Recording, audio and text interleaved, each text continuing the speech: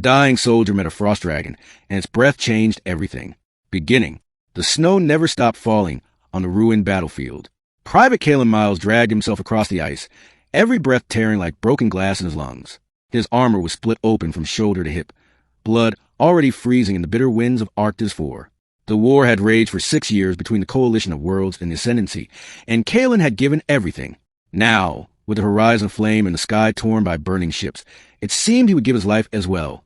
His squad was gone. The last he remembered was the explosion that had thrown him from the ridge, scattering them into the blizzard. His comlink was shattered, his rifle useless, and his body broken. The icy wilderness of Arctis were stretched endlessly, a graveyard of wrecked machines and forgotten soldiers. He should have died quickly. The cold should have claimed him within an hour. But Kalen had something the others didn't. Stubbornness. Even now, crawling through the snow, he refused to simply close his eyes and let the dark take him. Somewhere deep inside, he still clung to a fragment of memory, a promise to his younger sister back on Terra. "I'll come back," he had told her, no matter what. But now, bleeding into the frost, he realized promises were fragile things. The ground trembled beneath him. At first, he thought it was another bombardment, but then came the sound, a deep, resonant hum, like glaciers grinding against one another. The storm parted for just a moment, revealing a shape vast and impossible. A dragon. Its wings were like sheets of ice, crystalline and translucent. Its scales shimmered with shifting shades of blue and silver. Frost clung to its breath, curling into the air like living mist. The creature moved with slow, deliberate grace, its massive body dwarfing the remains of tanks and shattered dropships. Kalen blinked, half convinced he was hallucinating. Arctis-4 was rumored to be cursed, haunted by ancient guardians born of the planet itself. Veterans whispered of frost beasts that appeared in the worst storms. But no one truly believed the stories. And yet, here it was, the frost dragon. Middle, the dragon lowered its head, eyes glowing faintly like twin sapphires. Kalen tried to crawl backward, but his body betrayed him. All he could do was stare into the creature's gaze. "You should not be here, mortal." The words weren't spoken aloud. They bloomed inside his skull, echoing with the weight of centuries. Kalen's breath caught. He had no strength to reply, but his thoughts spilled forward anyway. "I'm dying." The dragon tilted its massive head, as if studying a strange insect. "Yes, I smell the rot of blood within you. The warmth is leaving your shell." Its breath swept over him, and the temperature plummeted further. Instead of pain, however, Kalen felt a numb calm, like slipping beneath still water. "Do it then," Kalen whispered, his voice raw. "Finish me. Freeze me to dust."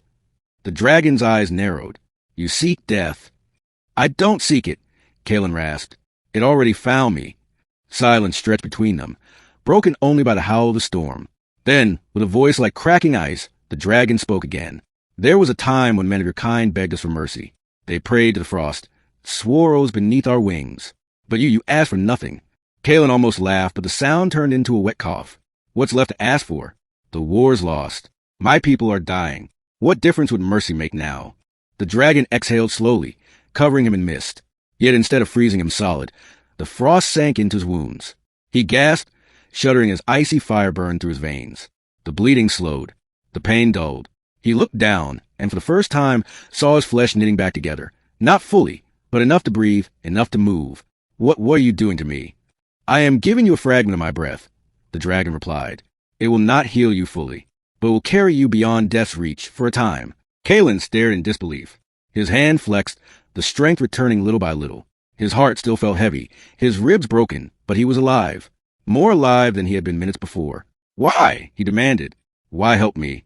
The dragon's gaze turned toward the burning sky, where starships still clashed above clouds. "Because your war disturbs the old balance. You are not the first soldier to die here, but you may yet be the first to change the ending." Kalen struggled to his knees. "Change how?" "There is a weapon buried beneath this world," the dragon said. "A relic of those who forged me. Both your enemies and your leaders seek it, though neither understand its cost. If they awaken it, this war will not end, it will consume." Kalen clenched his jaw. "What do you want from me?" "To choose," the dragon rumbled. "To carry my breath into the depths, to find the relic, and to decide whether it lives or dies. No machine, no emperor, no general can make that choice. Only one who has faced death and endured." The dragon lowered its head until Kalen could feel the frost radiating from its scales. "You are dying, soldier, but with my breath, you may walk where others cannot. You may become the hand that shapes what follows." Kalen looked at his trembling hands, then at the horizon where burning ships painted the sky crimson. His entire life had been dictated by orders, by battles chosen for him. Now, for the first time, the choice was his. He swallowed hard. Show me the way. The descent. The dragon carried him on its back, gliding across the storm like a shadow of ice. They descended into a canyon carved by glaciers, its walls glittering with ancient runes. At the canyon's heart was a rift leading deep into the planet's crust, a place untouched by human feet. As they entered, the air grew colder, heavier. The dragon's body pulsed faintly beneath him, its breath mingling with his, keeping him alive. Without it, Kalen knew he would freeze instantly. They reached a chamber vast as a cathedral, filled with towering crystals. At its center stood a spire of black ice, pulsing with faint light. Kalen felt it immediately, the relic. It throbbed in his skull like a second heartbeat. What is it? He whispered. The seed of stillness, the dragon intoned. Forged when the stars were young. It can silence armies, halt empires, and freeze the fire suns. But once awakened, it cannot be contained. Kalen approached the spire. The closer he came, the more his wounds ached. Memories flickered, his squad laughing around a fire, his sister's smile, the screams of dying comrades.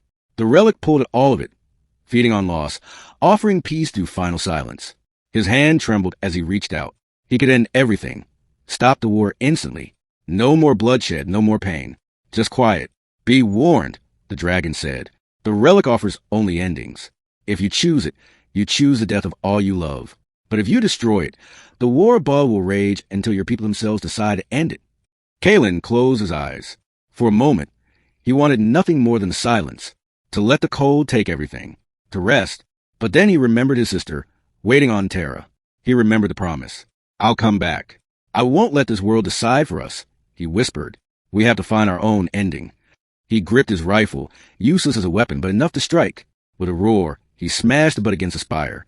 Cracks spread to the black ice, light bleeding out like veins of fire. The relic screamed, not with sound, but with a pressure that shook his soul. The chamber shuddered, collapsing. The dragon wrapped its wings around him, shielding him from falling shards as the seed of stillness imploded in a blinding burst of frost and light. Ending. When Kalen opened his eyes, he was back on the battlefield. The storm had cleared. The dragon lay beside him, its body fading into mist. You chose well, it said, voice softer now. The breath I gave you will linger, but only until your purpose is complete. After that, you will join the others in the stillness you defied. Kalen's throat tightened. Will I ever see you again? The dragon's eyes gleamed faintly. Perhaps, in the spaces between dying and rebirth. With that, its body dissolved into the wind, leaving only frost where it had lain. Kalen staggered to his feet. His wound still burned, but he was alive. Above, the war still raged, though something felt different. The sky seemed clearer, the fire less consuming. Perhaps the destruction of the relic had shifted something unseen. He did not know how long he would live, or if he would ever return to Terra. But he knew one thing. He carried the breath of a dragon, and with it, the weight of choice. For the first time since the war began, he felt not like a pawn, but like a man who had changed everything. And as Kalen marched toward the horizon, the frost clinging to his breath, he whispered to the storm, I'll come back.